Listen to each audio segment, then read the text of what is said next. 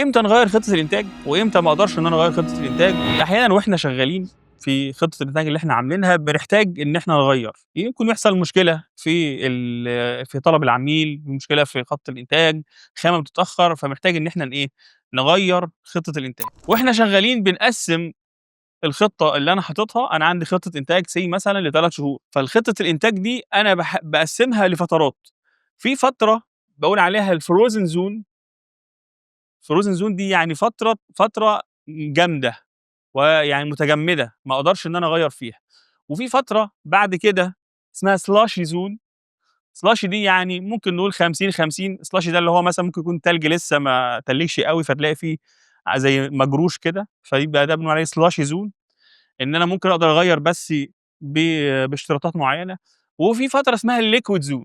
فكده أنا باقسّم عندي خطة الإنتاج ل3 فترات، فترة frozen zone، فترة slushy zone، فترة liquid zone. في الfrozen zone دي ممنوع إن أنا أغيّر خطة الإنتاج إلا بقرار من الtop management مثلًا. أنا كplanner ما أقدرش إن أنا أغيّر خطة الإنتاج في الوقت ده، على الأسبوع الأول والتاني والتالت، يعني الأسبوع اللي أنا فيه والأسبوعين الجايين، فدول بالنسبة لي أنا خاماتهم موجودة، المَكَن بدأ يشتغل، في نُصف مصنّع بدأ يتعمل، فأي تغيير هيترتب عليه خساير. فالخساير دي مين هيتحمّلها؟ أنا هاتحمّلها كمصنع، العميل هيتحمّلها، العميل بتاعي هيتحمّلها أيًا كان.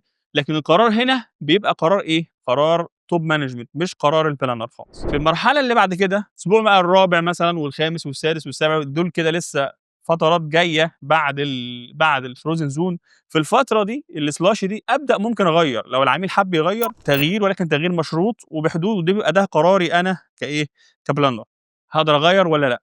تمام كده؟ باغيّر فيما يتماشى إن أنا ما يبقاش عندي خساير موجودة على خط الإنتاج، ما عنديش تكلفة وما عنديش إسكريبات أو حاجة من كده. اللي بعد كده الliquid zone. الliquid zone ده الأسبوع التاسع والعاشر، فخلاص already لو العميل حَب يغيّر براحته، لإن أنا لسه ما اشتريتش خامات، ما تعاقدتش على أي أوردرات، ما فيش أي حاجة، مش عندي أي constraint في إن أنا أغيّر، فبالتالي المنطقة دي بيبقى التغيير فيها مسموح وما فيش فيه أي مشكلة. فبالتالي كده أنا عندي 3 مناطق في خطة الإنتاج، التغيير في كل منطقة بيبقى له خواص، وبيبقى له صاحب قرار في المنطقة دي. زي ما إحنا قُلنا المنطقة frozen zone ده top management، الslushy zone ده قرار planner، الliquid zone ده التغيير فيه ما فيش فيه أي مشاكل. ده كده فيما يخص الفترات أو التوقيتات اللي أنا ممكن أقدر أغيّر فيها خطة الإنتاج، أو ما أقدرش إن أنا أغيّر فيها خطة الإنتاج.